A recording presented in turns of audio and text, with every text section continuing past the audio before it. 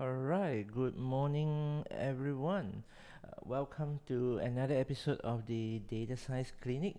So just let me let me do a quick check and make sure that you guys, or if you are here watching this, let me know if you can hear me loud and clear. Yeah.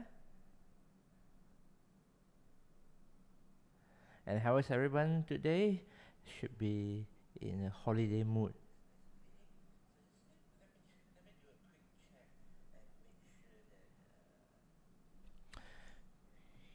Okay.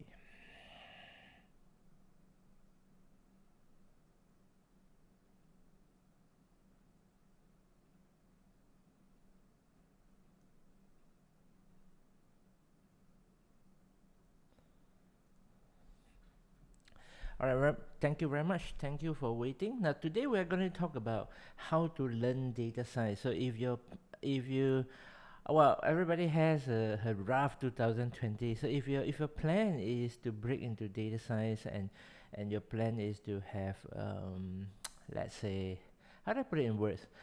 To break into data science career basically, right? And one of the things in your new year resolution, one of the thing in your to-do list is actually to think about how to learn data science and break into data science. And the data science clinic today is basically for you. And I think that there's no better time to talk about this topic. And a lot of I would say like questions inboxes that I receive is that students have been asking me like, Dr. Lau, how do I learn data science? Is degree program for me? Should I go for the boot camp, or should I just go for your data science 360 certification? And today we're actually going to address this. First thing first, the easiest way to go about data science, to go about learning data science is actually self-learn, right? Self-learn is not the best way. Okay, I can give you the answer right now. It's not the most effective way. If you want to do it fast, do it quick, but is the best way to break into data science, especially at the very beginning of your career path, at your journey. So most people, when you started data science, you go about googling, try to search something that's related to data science, and then you realize that it seems like there are a lot of things about data science which you will feel overwhelming at some point. Don't worry, that is perfectly normal. When I first started learning data science, I was amazed, but overwhelmed and amazed at the same time. It's like, wow, I really need to do so many things. Because when I started, I started as a software developer, software engineer, and then I turned into data mining. And then once we have finalized or coined the term data science, I was like, wow, how can somebody learn so many things at once, right? But the purpose of self-learn here is not for you. It is not for mastery. It is about exposure. Is the keyword here is exposing yourself to all the different types of applications, all the tools, all the models and algorithms that you need to learn about, that people use in data science. Um, for example, like professional data scientists like us, or even data analysts. So you will need to learn about what are the different types of career, what are different type of roles in the data science teams, and yeah, and learn from there. And the resources, the primary resources to learn about data science should be Google, YouTube, Udemy. So these are the places that you can, basically you don't have to spend any money, or you spend very little money. Like Udemy courses are not that expensive, or you can go to courses like Coursera. Now Coursera is a little bit, well, academic in my opinion. So because those courses are mainly designed by universities, and they basically take whatever they're teaching in uni and they redesign a little bit and then publish it on Coursera.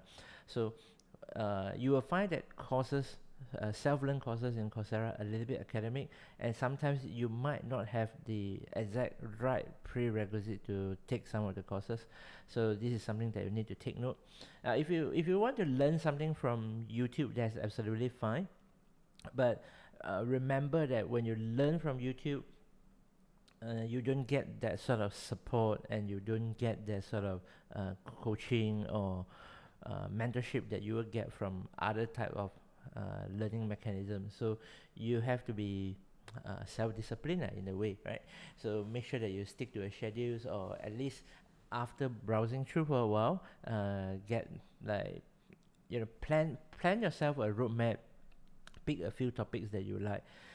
And I think that's for the self-learn. So the downside of self-learn is that if you want to become, let's say, a professional data scientist or a professional data analyst, it will take time.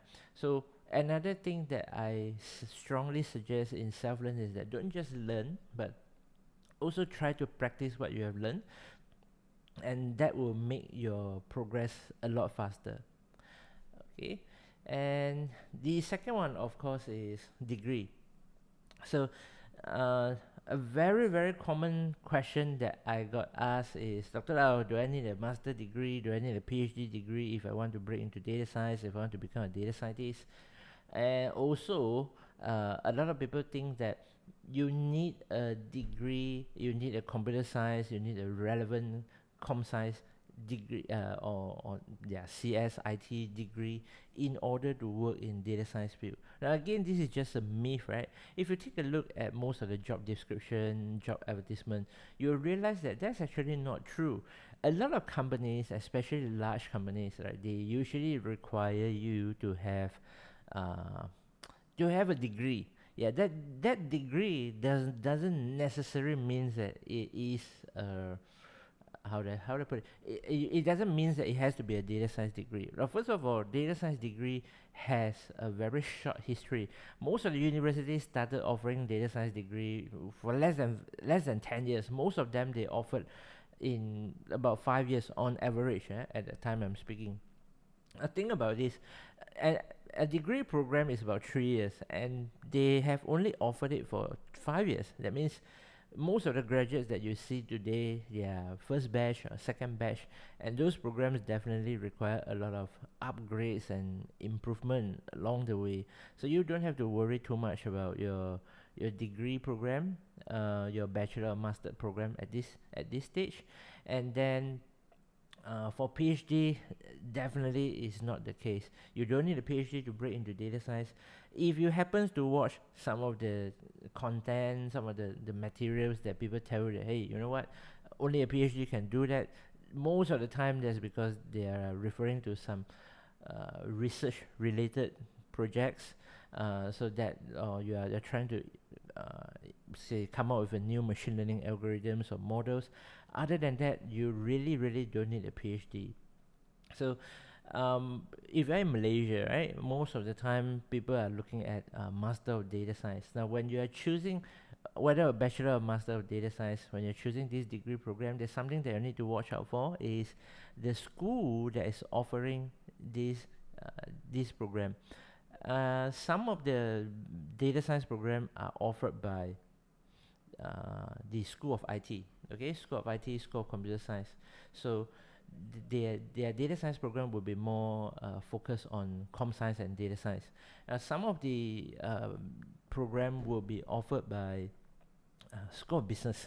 So their program will be more on business analysis, business analytics, and then data analyst that directions.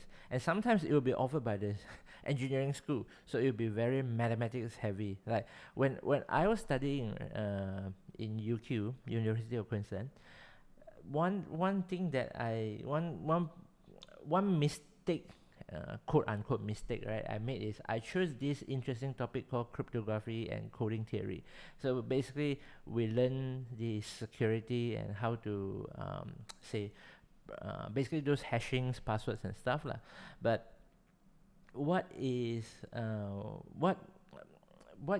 I nearly failed that subject because it's not an IT program at all. It's basically just a mathematics course. You learn all about the mathematics behind, and I hate mathematics at that time.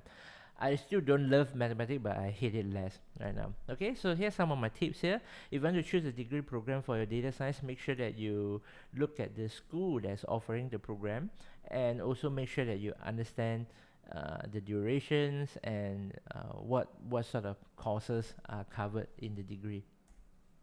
The third one is bootcamp. Data science bootcamp is not so popular in Malaysia, especially like I think the main problem is that we don't have that many data science professionals that have the time and dedication to teach at this time.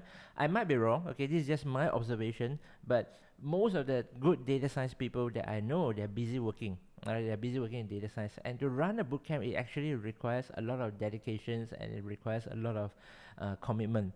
So a typical bootcamp program can be somewhere between 8 weeks to 12 weeks. So that is and full time, right? Bootcamp usually is full time. If it's a part-time bootcamp, it defeats the purpose. So bootcamp degree program is for those people who have the luxury of time that you can spend 2 years focusing on doing something that you like. So doing a degree is good to give you a clear mind, and so that you can really focus. And if you are financially okay, then you don't have to worry about work and stuff.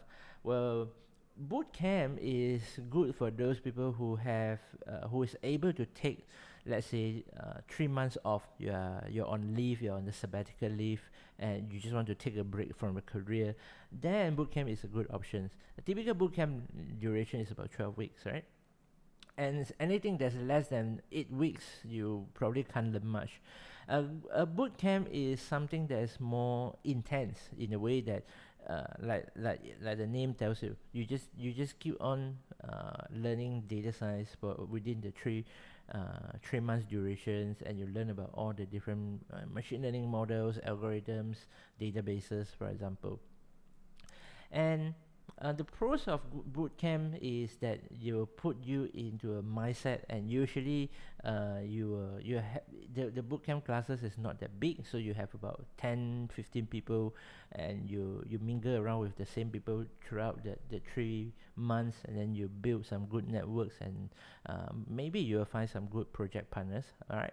And the cons of it, of course, is the duration. Yeah, so not that many people have the luxury of taking 3 months off, especially like most of my students or my mentees, they are working adults. They are in the midst of changing career path, so that might not be so suitable for you. Okay, last but not least is certification. So disclaimer, I teach a certification program called Data Science 360 at LEAD, right? And the good thing about certification is that it's short. Okay, it's short and even more intense. So during these 4 days, you basically get to be exposed and learn about data science project end to end. So in our Data Science 360 program, we basically covered uh, awesome framework. Okay, how you gather data, how you clean data, how you explore data, how you build models, and then how you interpret those. Of course, in certification program, we don't have time to go into the foundations or the fundamental knowledge of each of everything. For example, when we're teaching decision tree, there are some of the mathematics stuff and statistics stuff. I will tell you what are they. I will give you a pointer. I'll tell you what are we doing here and there, but I won't be able to do it like what you do in a university. So I wouldn't be able to go into every single equation and explain what are the parameters. But I will explain to you what are the parameters, but I won't be able to explain to you how do we arrive that parameters. You get what I mean? So I'll teach you how. It's a very every certification that you see, right, is a very strong applied course, basically.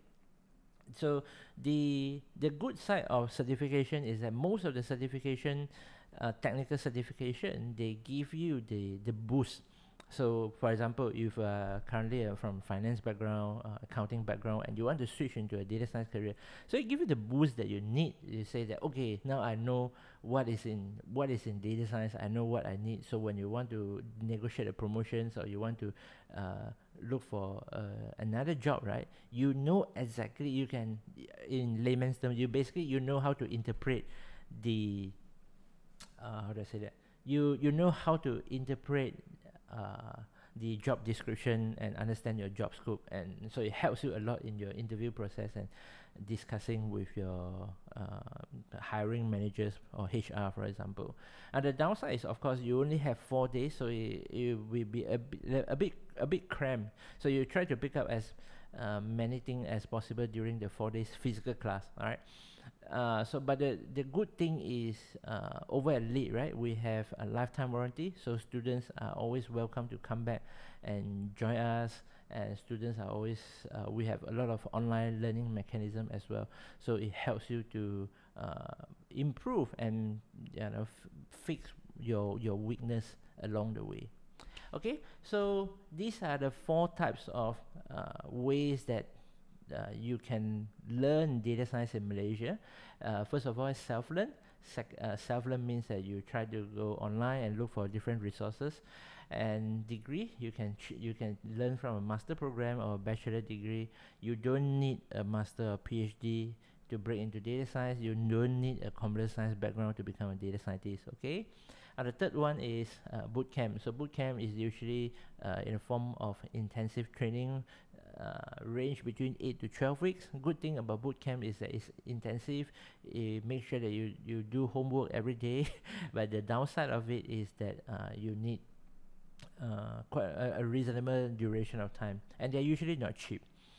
And last but not least is certification. So certification is good for those of you who are thinking of switching career. It gives you a boost, and then it still covers all the topics, right? But is the only thing that we do not cover is those foundations and fundamental knowledge. Is for my case, I do provide them. I tell you where to look for them, and you can always come back and ask me questions if you need more information about those. It's just that we do not cover them during the class.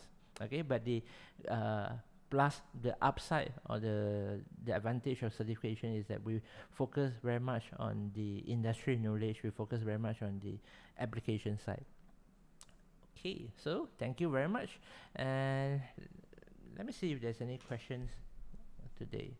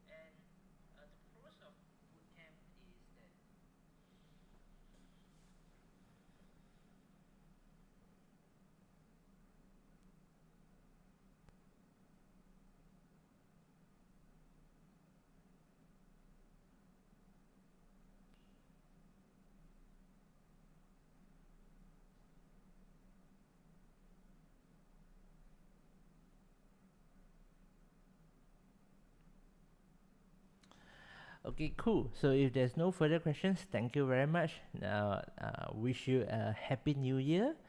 And if you have any further questions, feel free to leave them at the bottom of the video, at the comment section. I'll definitely get back to them, or connect with me using social media at Dr. Han Lau. And I'll see you next year.